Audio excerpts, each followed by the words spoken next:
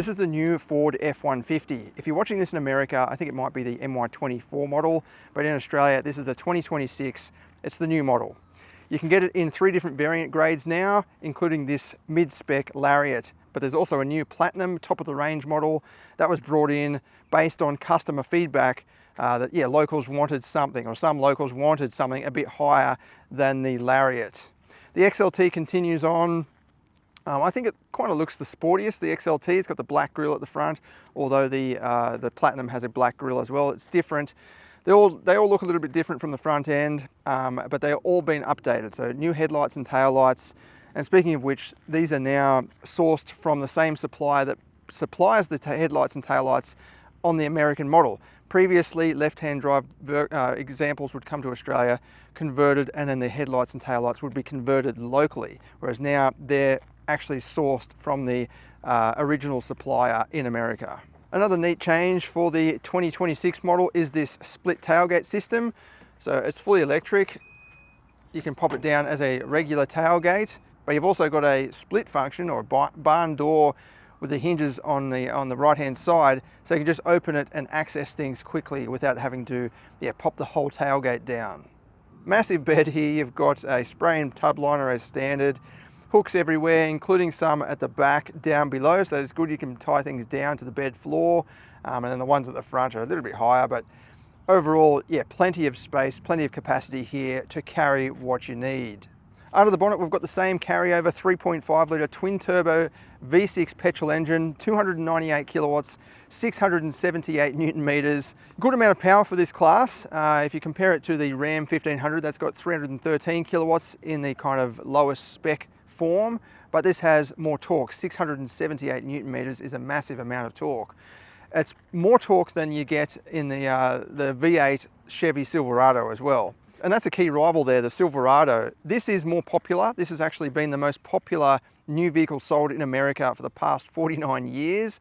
They've sold over 34 million of these things over the years as well. So a very important vehicle for Americans, and it does have a place in Australia too. There was a stop sale for about 9 months last year, so there's a big gap in sales, but they thought they might as well stop and fix the issue and then get it back on the market with the new model, or the facelifted model. I really like the interior of these big American trucks because they're just so big and spacious and friendly. Like, you've got physical controls for all the climate there. You do have a big touch screen as well if you like all that technology. Wireless phone charger, heaps of storage.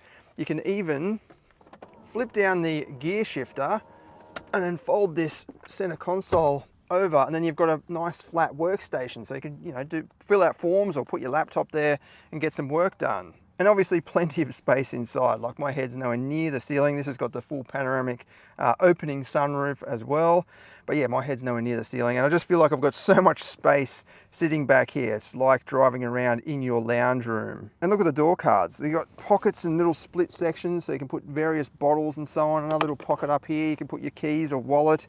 Just very, very practical. It's not just about size. They've actually made use of the space available here. And speaking of which, look at all of that legroom. It's completely flat as well, but sitting in the middle there is no issue whatsoever. You don't have the storage pockets in the floor like the Ram 1500, but you can move this seat around. You've got a bit of space underneath there as well.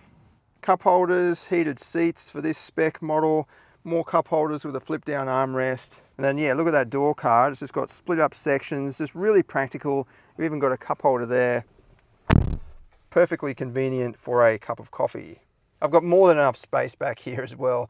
Like, my head's nowhere near the ceiling. I know I'm only 170 centimeters, but even if I was 6 foot or well over, I think I'd be fine. My knees are nowhere near the back of that seat. You could fit another one of me sitting there basically. For this video, I'm here at the official media launch event. So I've got a few different exercises up there on the hill, towing and all that sort of thing. But we'll go for a drive. I'll do a POV test drive to see what it's like. I'll jump into the Platinum as well just to see how that differs and what extra luxuries you're getting. And I'll try and do a 0 to 100 at some point as well. Out on the road in the top spec Platinum. Now, the main difference, aside from the extra luxuries and so on inside, You also get adaptive suspension. Same leaf springs at the back, same live axle at the back, but yeah, adaptive dampers basically. And the settings change depending on what drive mode you're in. I think I'm right in saying this is the only vehicle currently on sale in Australia right now with leaf springs and adaptive dampers. So it's quite a unique setup. And it just means you've got that versatility of having adjustments in terms of your comfort or sort of heavy duty calibration. Give it the full beans. I think there is a bit of fake sound coming through in the Platinum version compared with the XLT as well. This engine, I mean, it does sound a little bit rough, as V6s usually do, but there's definitely no shortage of power and torque. Like, it really gets up and shoves you in the back. It would actually be interesting to hear this engine with a you know, a bit of a sports exhaust or something like that, just to free up the airflow, because yeah, there's a lot going on there. 298 kilowatts or 300 kilowatts from a twin turbo V6. There's going to be some exotic sounds coming out. They're just very muffled and quiet, and I mean, that is good too, because you can go for a cruise in the country and it's not overly noisy. It's actually, you can hardly hear it when you're cruising at say 80 kilometers an hour, for example. From the tailpipe, you can hear a bit of a sort of bassy note, and yeah, you can tell this is, you know, a bit more serious than a typical naturally aspirated V6. As I was saying, I love the way there's lots of physical controls in here, including for some of the ADAS features. So to turn the lane keep assist off, just got this button on the steering wheel. Hopefully the camera's pointing to it. Just hit it once, that's it, it's gone. There's no confirming even.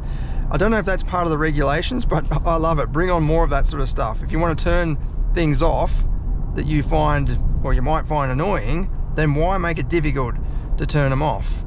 But anyway, that's cool that it just has the one button there.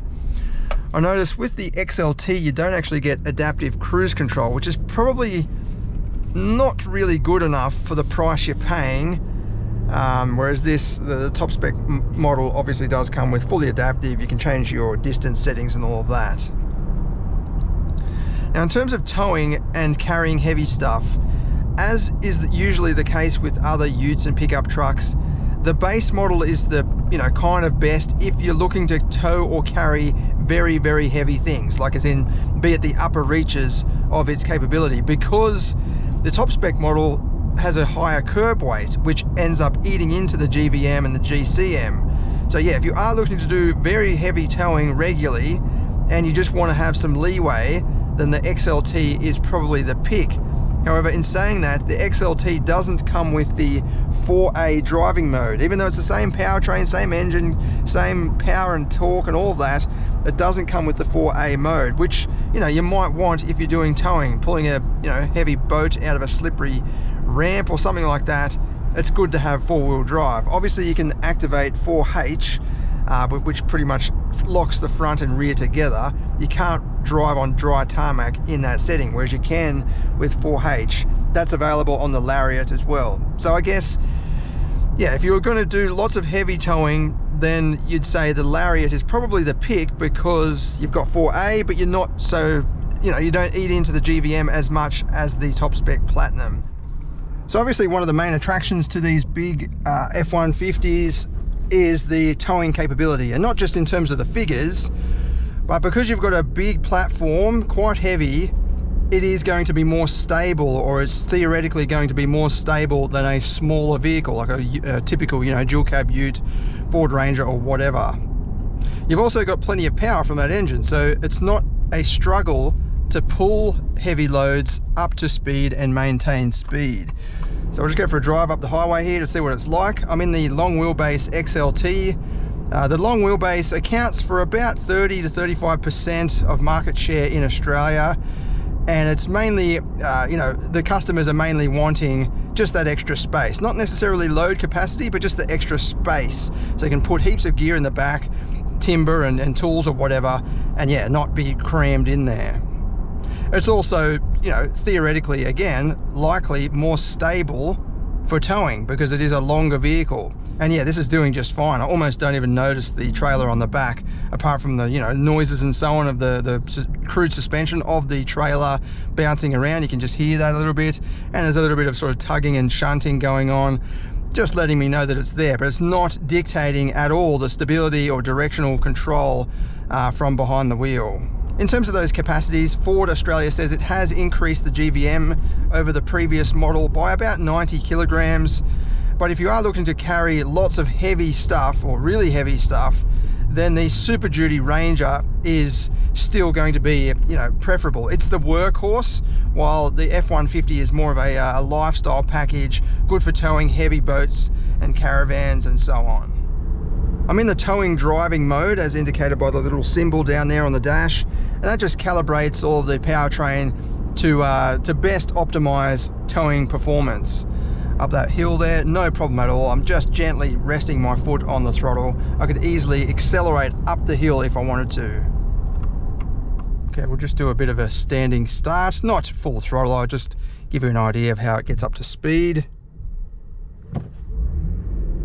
So that's about half throttle.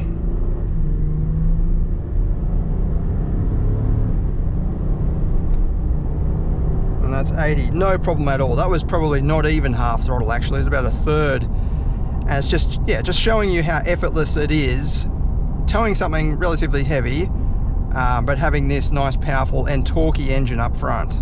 Ford Australia has made some changes to the steering setup in this latest model compared with the previous model, just as it recalibrated all the other electronics that are involved with the new model. They've had to, yeah, change the module for the power steering system.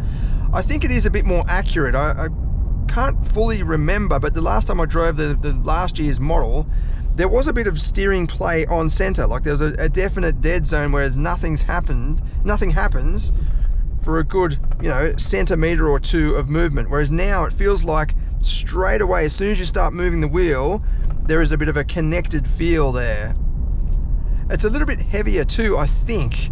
The last F-150 or the last year's model was pretty light steering, as you know, American cars usually have quite light steering, whereas now it's got a little bit of weight to it. I think it's nice. In terms of fuel consumption, I'm averaging 12.3 in this. I've only been driving it for a short time. I did have the XLT for the drive just before this, and it was averaging 11.5, which I think is pretty good considering the power output that this engine has, and also the size and the weight. This is not the most aerodynamic vehicle out there as well. I think 11.5, that's not towing or carrying anything, although I think if you added some passengers, you know, it's one of those big torque engines that wouldn't have as much impact with when carrying loads, although towing obviously would start to chew a bit more. But yeah, overall I think, you know, 11 to 12 is not too bad for this type of vehicle and for the performance you're getting. I do get why these are so popular in America. I mean, they are a lot cheaper over there. You're talking equivalent, you know, 50, 60,000 Australian dollars. Imagine if they were that price here, they'd be everywhere. But they really suit the open land and open country like this. They're just so big and comfortable and cruisy and effortless. And it does make it feel like a more relaxing drive. Even just having all this space, you just tend to be more calm and just relaxed for some reason. I mean, I am, I don't know why, but they're just kind of cool. And having all that power under the bonnet as well, they really are just effortless to drive. Speaking of performance, let's pull over and do a 0 to 100 run. I found this strip of road here. It's a 100km/h speed limit. It's nice and flat. I mean, it's probably not the grippiest service, but we'll just see what it can do. And I'll book one of these in later on and we'll do the full performance test. But in my experience, the previous model was actually surprisingly quick. This being the top spec Platinum, it might be a little bit slower than the previous XLT that I tested, just because it is a bit heavier.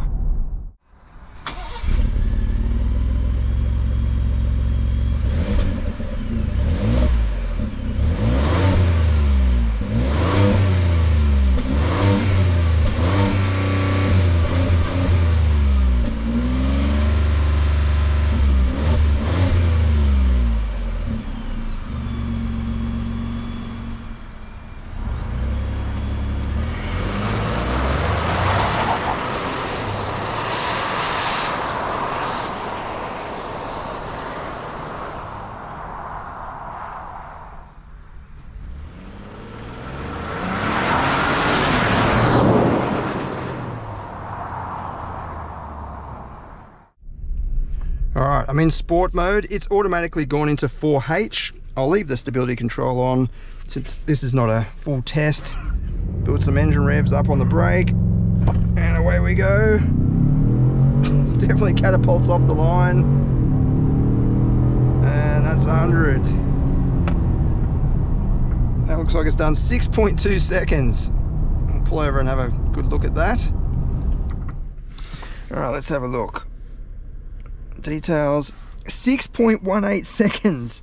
That's actually very impressive for a big beast like this. And this isn't trying to be a performance model. This is the heaviest of all the variants as well. 6.18 seconds, that's not far off a Ford Ranger Raptor. On first impressions, it's a nice update. It's not a major overhaul or anything like that. It's just fine-tuned and refined more than it was before. I do like the new styling. I think it just helps it stand out as a Ford. And you've got the latest technology as well, even in the XLT model.